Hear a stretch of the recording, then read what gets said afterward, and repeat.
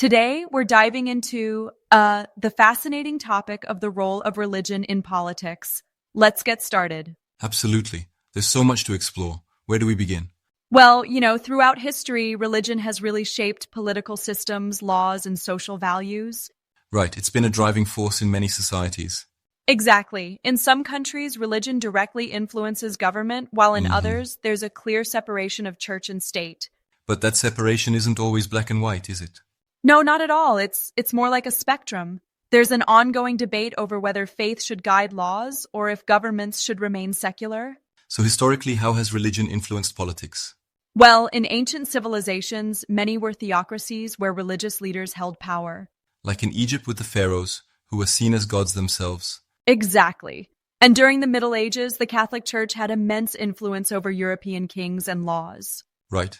And let's not forget the Islamic caliphates, where Sharia law was the foundation for governance.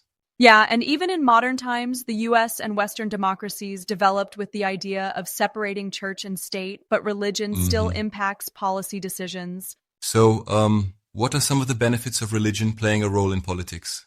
Well, it can provide a moral foundation for laws, encouraging charity, justice, and community values. That's true.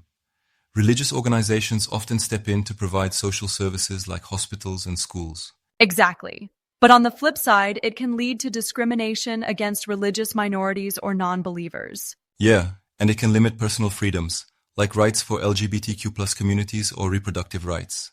Right? And sometimes religious conflicts can fuel political violence. It's a double-edged sword. But don't you think that sometimes removing religion can strip away important moral considerations in governance? Well, I see your point.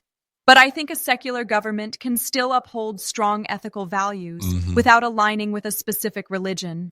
I guess so, but it's a complex balance to maintain. Definitely. So, moving on, the separation of church and state aims to prevent governments from favoring one religion or enforcing religious laws.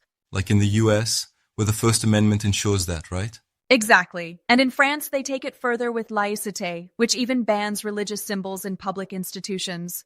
But then you have countries like Iran or Saudi Arabia, where Islamic law governs the legal system. Right, and even the United Kingdom, where the Church of England has an official role in government. So secularism aims to ensure equal rights for all, regardless of religious beliefs.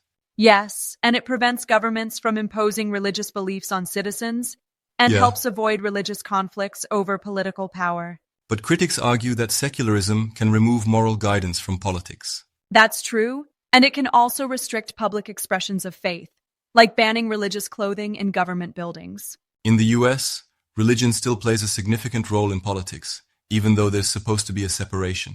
Yeah, you've got evangelical Christians who typically vote conservative and focus on social issues like abortion and LGBTQ plus rights. And Catholics, who are split politically, but influence debates on healthcare and social justice. Exactly. And Jewish and Muslim voters often support progressive policies, advocating for civil rights and immigration reform. So religion definitely impacts policy issues. Absolutely. The pros include supporting social welfare programs and shaping ethical debates. But the cons are that it can blur the lines between church and state and risk laws being based on faith rather than democratic consensus. Looking globally, in the Middle East, countries like Iran and Saudi Arabia are governed under Islamic law. Yeah, and in Europe, while some countries are strictly secular, others like the UK have an official state religion. India is an interesting case, officially secular but heavily influenced by Hindu nationalism. And then there's China, which restricts religion and persecutes religious minorities. So, the pros of religious governments can include promoting strong community values and providing a clear moral and legal framework. But the cons are significant, like limiting religious freedom for minorities and leading to extreme laws and human rights abuses. It's like trying to balance on a tightrope between Yeah, respecting religious traditions and ensuring equal rights for all. exactly. It's a delicate balance. So, looking to the future, there's a trend of rising secularism, especially as younger generations are less religious. But in some places, religious nationalism is on the rise, isn't it? Yes, in countries like India and Poland, religion is becoming more influential in politics. So, the big question is, will religion continue to shape politics, or will secularism become stronger?